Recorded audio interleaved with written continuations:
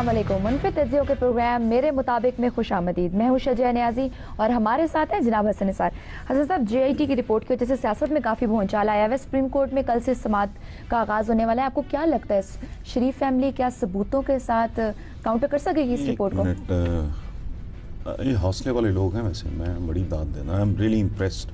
अच्छा, इतना कुछ हो जाने के बाद भी इन लोगों में इतना हौसला है, ये पूछ रहे हैं हमने किया क्या है, हम पर इल्जाम हमारे क्या? खिलाफ सबूत क्या है। हालांकि इनके खिलाफ सबूत जो है मेरा ख्याल है मनों में तो होंगे। अब लेकिन ये जो चंडाल चौकड़ी है, इनकी चीखें मुझे बड़ी सुरीली लग रही हैं। एक मेरी फेवरेट सिंगर होती थी Iranian, madam Googoosh was a name.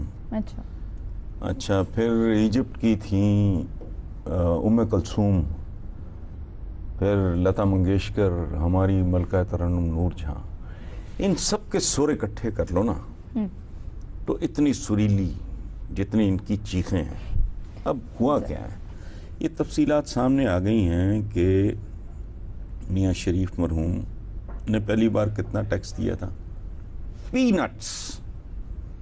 उससे देखो मैंने कितना टैक्स दिया है, उससे दो चीज़ें हैं, और अगर नहीं दिया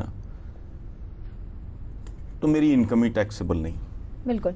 अगर इनकम टैक्सेबल है और मैंने नहीं दिया तो मैं टैक्स चोरी का। ठीक हो गई बात, तफसीलात आ गई हैं, जाके पढ़ लें, वरना मुझसे ले लेना, मेरे पास पड़ा है वो सारा। अच्छा, ये 70 में भट्टी थी, ये भी बात करेंगे इस पे भी, कायरा साहब की। अच्छा, वजारत उस्मा के पहले दौर में इनके हिसाब से 3800% बढ़ गए। ओ खुदा के बंदो, तुम सबूत मांगते हो। IPPs का वो मैंने कहा था, ये अब अंडे बच्चे शुरू होंगे। IPPs का मामला, चौधरी शुगर मिल, उसका रिकॉर्ड टैंपरिंग का जो लैपटॉप है वो रिकवर हो गया है। वजारत खारजा मखसूस मुल्कों से डेस्परेटली वज़ीर आज़म के राब्ते कराने के चक्कर में है। किस चक्कर में? ठीक है, राइट। नेशनल बैंक का जो सदर है वो मान चुका है कि बरतानवी शहरी है, बैरून मुल्क को सजा काट चुका है। शरीफ फैमिली 91 से मनी लॉन्ड्रिंग, उसके सबूत, वो मुख्तार इनका एक मुलाज़िम वो आ गए। गल्फ स्टील से मुतल्लिक सवाल भी जवाब मांगता है जो मौजूद नहीं है। विकीपीडिया ने कैलबरी पॉन्ट, आपको बेहतर पता होगा ये क्या चीज़ होती है, उसकी एडिटिंग ब्लॉक कर दी है। क्यों? जावेद कियानी वो कह चुका है कि नवाज शरीफ के लिए जाली अकाउंट में ऑपरेट करता रहूं। करीब तरीन फैमिली ऑफ 5 पीपल ओनली, मियाँ साहब, उनकी बेगम साहिबा, 2 बेटे और 1 बेटी, टोटल बने 5। ओए 5, सिर्फ 5 को 50 हों, बंदा कहे कि यार कोई बयानात नहीं मिलते, सिर्फ 5 उनमें भी बयानात। मैं इसीलिए कहता हूँ कि ये कानून नहीं, कानून कुदरत की लपेट में है। सो सबूतों के तो मनों के हिसाब से कहते हैं, एक सबूत, 2, 3, 4, 10, 50, 100 नहीं, ये सबूत तुलने वाले हैं, गिनने वाले नहीं हैं। ठीक है, वो डार साहब कहते हैं नायान का मैं मुशीर हूँ, मराहत बताने से इनकारी हैं। अच्छा, चूँकि मराहत अगर एक ख़ास हद से ज़्यादा होंगी तो जाहिर है वो हर पेशे का एक लिमिट होती है ना जी। अच्छा, लंदन फ्लैश पता लग गया कि जी अपार्टमेंट्स ये जो भी 93 में इनकी मलकियत थे। मनी ट्रेल का सिरे से ही वजूद नहीं, जो बुनियादी सवाल है। लेकिन एक बात मैं यहाँ कहना चाहूँगा, वो ये कि ये जब ये वारदातें हुई हैं, ये आज तो बच्चे नहीं हैं, अधेड़ उम्र हैं, 40s में हैं, कई कई बच्चों के खुद माँ बाप हैं। लेकिन जब ये वारदातें हुई हैं तब तो मेरा ख्याल है ये बच्चे ही होंगे। एक बात। दूसरे, इस जंग को मर्दाना ही रहना चाहिए।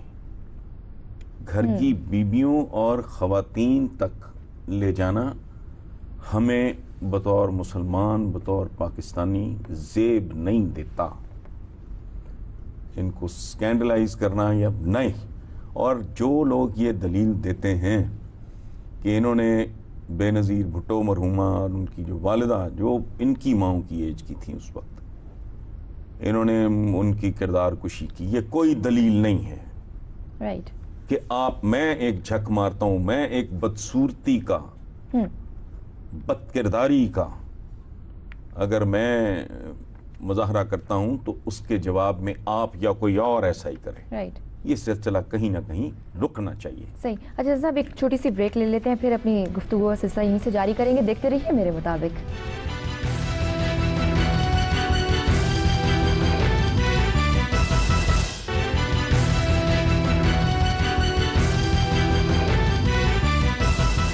ویلکم بیک ٹو میرے مطابق. حسن صاحب, موجودہ صورتحال کو آپ کیسے سمرائز کریں گے؟ ہر کوئی اپنے طریقے سے انٹرپریٹ کر رہا ہے. دیکھیں بات سنیں, موجودہ صورتحال کو سمجھنا ہے نا تو 4 لفظ ہیں. پہلا تصادم. رائٹ. یہ لفظ جو بہت اہم ہے. بحران, سازش, اور میں آخر تک لڑوں گا. رائٹ. یہ اس جمہوری جنگجو کا ایک مکالمہ. تصادم کیا ہے؟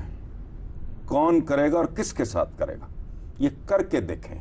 جو کہتے ہیں لوہے کے چنے ہیں, تصادم کا خطرہ ہے بھئی. نہ دانت ہی نہیں جائیں گے, مسوڑے نہیں, جبڑے بھی ساتھ جائیں گے. کوئی کر کے تو دیکھے تصادم. یہ ادھر ہی ان کی سوئیاں پھنسی ہوئی ہیں. جب سپریم کورٹ پہ حملے ہوئے, جب بریف کیس بھیجے گئے, جب ایک جج کو ٹیلی فون پہ انسٹرکشنز دی گئیں پولائٹلی کہ تو نے کس کے ساتھ کیا سلوک کرنا ہے, یہ انہی دنوں میں رہ رہے ہیں. اب تصادم کریں گے تو کیا کہا میں نے؟ نہ دانت نہیں, مسوڑے نہیں, جبڑے جائیں گے ان کے. سو اس کو تو بھول جاؤ. رائٹ. اور عوام بذات خود چھوڑو, یہ کون پھر اس کو اس کا جواب دے گا. رہ گیا بحران. اور کس بات کا بحران؟ رائٹ. یہ بحران اول تو ہے نہیں, کوئی بحران نہیں ہے. الحمدللہ ملک ایک فیصلہ کن دوراہے پہ کھڑا ہے, اور لوگ دیکھ رہے ہیں کہ دیکھو نا, شواہد آ گئے ہیں, ثبوت آ گئے ہیں, اور ڈھیروں کے حساب سے آ گئے ہیں. بحران کیا ہے اس ملک کا؟ اس ملک کا بحران ہے کرپشن. کرپشن کی آگے 2 شاخیں ہیں, ایک ہے اقتصادی اور ایک ہے اخلاقی. انہوں نے اخلاقیات کا بھی بحران اس ملک میں پیدا کیا, اقتصادیات کا بحران, اور خربوں کی لوٹ ہے, کوئی شک شبہ نہیں ہے. Again I'll go back to Qamaruzzaman قاہرہ's پریس کانفرنس.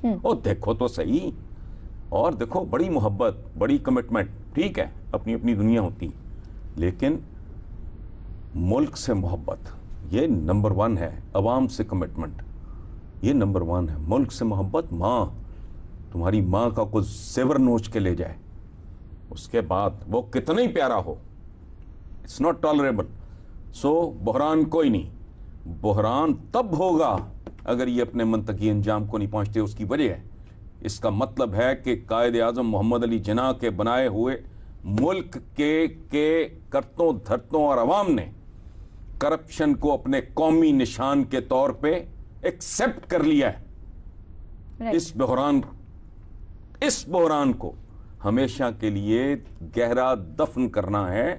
تو یہ تو بحران اول تو ہے نہیں ہے, میں کہتا ہوں اس سے 10 گنا بڑھ جائے. بالکل, ورنہ اخلاقیات کا بحران رہے گا. رائٹ. سازش. جی, کس بات کی سازش؟ کون کر رہا ہے؟ بنیادی سوال ہے نا. اچھا, اتنے گئے گزرے ہیں, بھٹو نے بھی یہ بات کی تھی نا میرے خلاف, party is no over, party is not over. اس نے راجہ بازار میں سپر پار کو سٹرپ کر دیا تھا, ننگا کر دیا تھا, سر عام خط لہرایا تھا اس نے کہ ہاتھی ہے بڑا کینا پرور ہے, they are after my blood. Bhutto نے کہا تھا بولو. اس نے تو سپر پار کو سرے بازار ایکسپوز کر دیا تھا. بھلے پھنسی چڑھ گیا لیکن دلیر آدمی تھا. اب سازش ہو رہی ہے, بھئی یہ کیا کر رہے ہو تم؟ سازش ہو رہی ہے تو بولو. آخری دم تک لڑوں گا. آخری دم تک لڑنے کی ہمت ہے تو سازشیوں کو ایکسپوز کرو نا بھائی. ہم جیسے بھی بھونکنا بند کر کے آپ کے ساتھ کھڑے ہو جائیں گے. समझ तो आए ना। साजिश दरअसल तुम लोग एक दूसरे के खिलाफ कर रहे हो, खानदान एक दूसरे को घायल कर चुका है। भाई आपका स्टेटमेंट उधर जा रहा है, मेरा उधर जा रहा है, इसका उधर जा रहा है, 5 की फैमिली अपनी उसमें है, इतने बिल्कुल, तजादात का। भाई बेसिकली तो आप लोगों ने एक दूसरे को जख्मी किया है।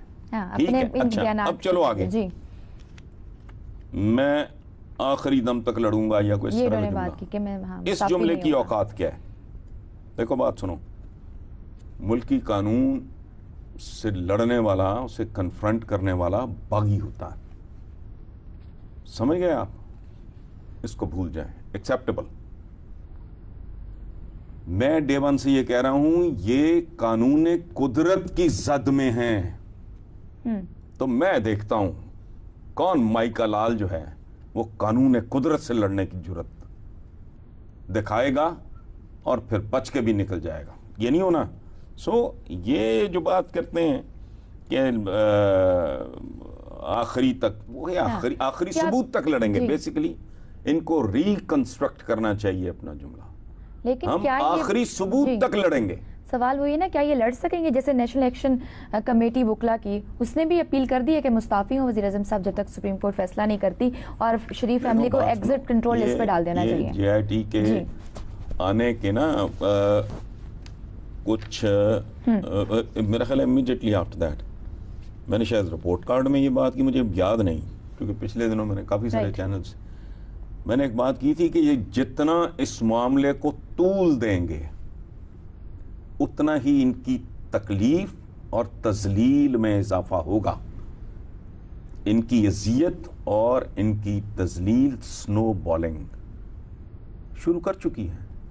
अच्छा एक बात और, वो अच्छा है जो यंगस्टर्स हैं, बच्चे नौजवान सुनते हैं, इनको बात याद रखनी चाहिए कि हमारे बुजुर्ग एक बात कहा करते थे, पेंडू सी बात है, झटकी सी बात है, कि अल्लाह ज़मीन पे आके किसी को लाठी नहीं मारता, सही बात, वो बंदे की मत मारता है, फिर बंदा अपने लिए खुद ही काफी हो जाता कुआं खोद देता है। ये बुनियादी तौर पे अपने खिलाफ साजिश दर साजिश ठीक है, मैं खुद मुलव्वस। ठीक है, एक छोटी सी ब्रेक ले लेते हैं, देखते रहिए मेरे मुताबिक।